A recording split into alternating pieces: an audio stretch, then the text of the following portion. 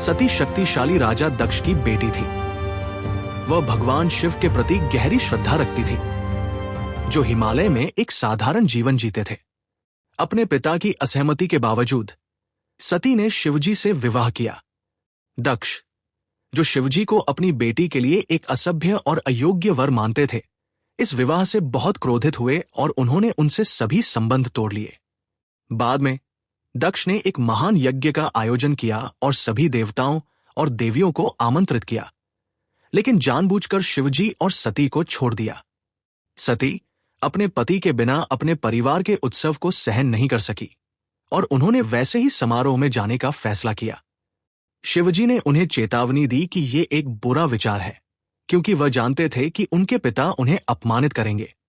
लेकिन सती ने अपने परिवार के साथ सुलह की उम्मीद में वहां जाने पर जोर दिया। जब वह समारोह में पहुंची तो सती को दुत्कारा गया। दक्ष ने उनके अवांछित आगमन से क्रोधित होकर सभी अन्य देवताओं के सामने सार्वजनिक रूप से शिवजी का अपमान किया, उनकी उपस्थिति और जीवन शैली का मजाक उड़ाया। सती का दिल टूट गया और वो बहुत क्रोधित हुई। उन्हें एहसास हुआ कि समारोह में आकर उन्होंने अपने पति पर यह अपमान लाया था। अपने पिता के अपमान और शिवजी के प्रति दिखाए गए अनादर को सहन करने में असमर्थ सती ने एक निर्णय लिया। उन्होंने घोषणा की कि वह ऐसे शरीर में नहीं रहेंगी जो एक ऐसे पिता से पैदा हुआ हो जिसने उनके पति का इतनी गहराई से अनादर किया हो। अपनी योग शक्ति के माध्यम से उन्होंने अपने भीतर एक जलती हुई अग्नि पैदा की और अपने शरीर को भस्म कर लिया।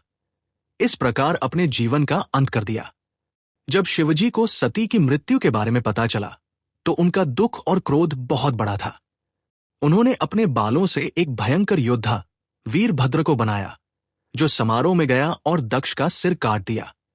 शिव तब उस स्थल पर पहुंचे, सती के निर्जीव शरीर को उठाया और तांडव विनाश का लौकिक नृत्य करना शुरू कर दिया, इस बात से भयभीत होकर कि शिवजी का नृत्य ब्रह्मांड को नष्ट कर देगा। अन्य देवताओं ने विष्णु से अपील की।